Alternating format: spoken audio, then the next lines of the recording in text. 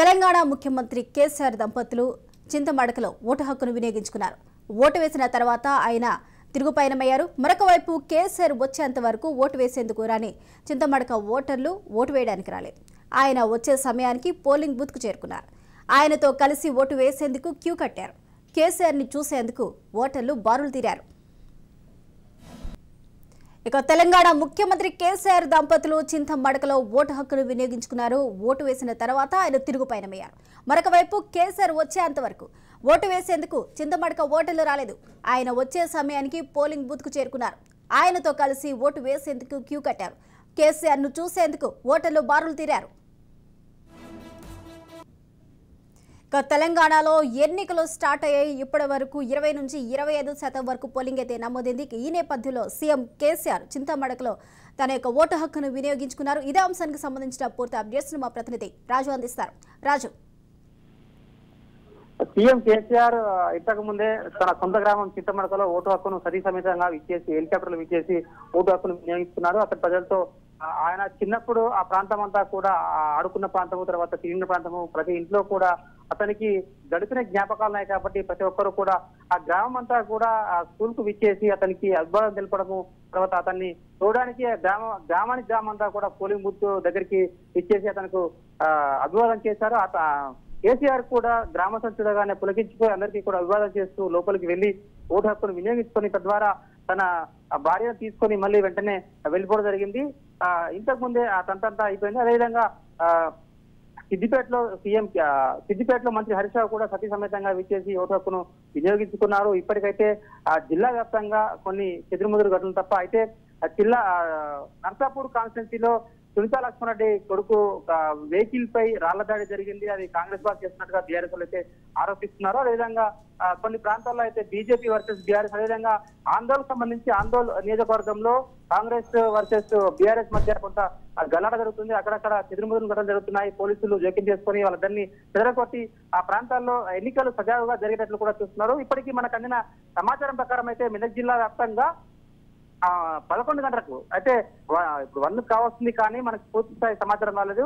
11 గంటల వరకు పోలింగ్ శాతం అయితే మెదక్ నియోజకవర్గంలో 30%, తర్వాత నర్సాపూర్ నియోజకవర్గంలో 30.42%, అదేవిధంగా సంగారెడ్డి జిల్లాకు సంబంధించి ఆందోళనలో 26.84%, నారాయణఖేడ్లో 26.2%, పటాన్చెరులో 16.17%, తర్వాత సంగారెడ్డిలో 29.9%, తర్వాత జైరాబాద్ లో 23.23%, అదేవిధంగా సిద్దిపేట జిల్లాకు సంబంధించి దుబ్బాకలో 29%, సిద్దిపేటలో 30%, గజ్వేల్లో 24%, హుస్నాబాద్ లో 26%. ఈ విధంగా ఇప్పటి వరకు అయితే కొంత మందకొడిగా సాగుతున్నప్పటికీ ఇప్పుడిప్పుడే జనాలంతా కూడా తన పనులను ముగించుకొని పోలింగ్ కేంద్రాలకు ఇచ్చేసి ఓటు హక్కును వినియోగించుకునే పనిలో ఉన్నారు. మొత్తం ప్రతి పోలింగ్ కేంద్రంలో కూడా ఒక ఫస్ట్ ఎయిడ్ కేంద్రము, అదేవిధంగా తాగడానికి మంచినీళ్లు, అయితే వికలాంగులకు, వృద్ధులకు వీల్ చైర్లతో తీసుకొచ్చి వాళ్ళను ఓటు హక్కు వినియోగించుకునేందుకు వీలుగా వాళ్ళకైతే ఏర్పాటు చేశారు. ప్రతి ఈ పోలింగ్ కేంద్రంలో కూడా మౌలిక సదుపాయాలు కల్పిస్తూ వాళ్ళను ఓటు హక్కు వినియోగించుకునేలా చేస్తున్నారు. ఏదైతే సిద్దిపేట పోలీస్ కమిషనర్ పరిధిలో కానీ, తర్వాత మెదక్, సంగారెడ్డి ఎస్పీలు కూడా ప్రశాంతమైన వాతావరణంలో ఓటు హక్కు వినియోగించుకునేందుకు ప్రజలంతా కూడా మీరు వచ్చి ఓటు హక్కు వినియోగించుకోవాలి. కాబట్టి దానికి సంబంధించినటువంటి వ్యవహారంలో కూడా పోలీస్ బందోబస్తు, తర్వాత సెంట్రల్ టీం కూడా తీసుకొచ్చి బందోబస్తు పూర్తి స్థాయిలో ఇక్కడ పెట్టడం జరిగింది. అందరూ కూడా ప్రశాంత వాతావరణంలో ఓటు హక్కును వినియోగించుకోవాలి. ప్రతి ఒక్కరు ఓటు హక్కును వినియోగించుకునేందుకు అవగాహన కార్యక్రమాలు చేపట్టారు. ఇప్పటి వరకు అయితే పల్లెవాసులు, ఏదైతే గ్రామీణ ప్రాంతంలోని ఓటర్లు ఎక్కువగా ఓటు హక్కును వినియోగించుకున్నారో, ఆ పట్టణ ప్రాంత వాసులు అయితే ఇప్పటి వరకు కూడా పూర్తి స్థాయిలో రాలేదు. అత్యల్పంగా పటాన్చెరు నుంచి ఓటింగ్ సరళి కొనసాగుతుంది. అత్యధికంగా పల్లె ప్రాంతాలైనటువంటి నారాయణఖేడ్ ప్రాంతంలో ఎక్కువ ఓటింగ్ జరుగుతా ఉన్నది. ఇంకా పట్టణ ప్రాంత ప్రజలకు కూడా మంత్రి హరీష్ రావు ఇప్పటికే ఒక విజ్ఞప్తి కూడా చేశారు. పట్టణ ప్రజలందరూ కూడా, మేధావులంతా కూడా, చదువుకున్న వాళ్ళంతా కూడా ఓటు హక్కును వినియోగించుకోవాలి. ప్రజాస్వామ్యంలో ఓటు హక్కు అనేది వజ్రాయుధము. కాబట్టి ప్రతి ఒక్కరు ఓటు హక్కును వినియోగించుకొని వాళ్ళ విశ్వాసాన్ని, వాళ్ళు అనుకున్న నాయకుడిని గెలిపించుకోవాలి. ఒక సుస్థిర ప్రభుత్వానికి సపోర్ట్ ఏర్పాటు చేసే విధంగా ఓటు హక్కును వినియోగించుకోవాలని చెప్పి చెప్తా ఉన్నారు. ఇక్కడ ఆటోలలో తీసుకొచ్చి కొంతమంది ఏదైతే వృద్ధులు కావచ్చు, తర్వాత ఆరోగ్యం బాగాలేని వాళ్ళను ఆటోలలో తీసుకొచ్చి కూడా ఓటు హక్కు వినియోగించుకునే విధంగా వాళ్ళు ఏర్పాట్లు చేశారు. ఈ విధంగా చాలా శాంతియుతంగా, సరళంగా జరుగుతా ఉన్నది. కొంత ఆందోళన నియోజకవర్గంలో, తర్వాత నర్సాపూర్ నియోజకవర్గంలో, దుబ్బాక నియోజకవర్గంలో అక్కడక్కడ చెదురుమదురు ఘటనలు అయినాయి. ఒకరిపై ఒకరు రాళ్ళదాడి చేసుకున్నారు. పోలీసులు వెంటనే జోక్యం చేసుకుని వాళ్ళందరినీ సంధాయించి అక్కడి నుంచి పంపించే ప్రయత్నం చేశారు. వాళ్ళపై కేసులు కూడా నమోదు చేస్తాం, ఇటువంటి చర్యలకు ఎవరు కూడా పాల్గొనొద్దు, ప్రతి పోలింగ్ కేంద్రం వద్ద 144 సెక్షన్ అమల్లో ఉంటుంది కాబట్టి అందరూ కూడా సహకరించాలని చెప్పి పోలీసులు విజ్ఞప్తి చేస్తా ఉన్నారు. అదేవిధంగా ఓటు హక్కును వినియోగించుకునేందుకు ఓటర్లందరికీ కూడా విజ్ఞప్తి చేస్తా ఉన్నారు. మీరు అందరూ కూడా స్వేచ్ఛాయుత వాతావరణంలో ఎవరి ప్రలోభాలకు గురి కాకుండా ఓటు హక్కును వినియోగించుకోవాలని చెప్తా ఉన్నారు. ఇప్పటికీ 11 గంటలకైతే ఓటు సరళి మొత్తం 28 నుంచి 30% లోపలనే అయింది.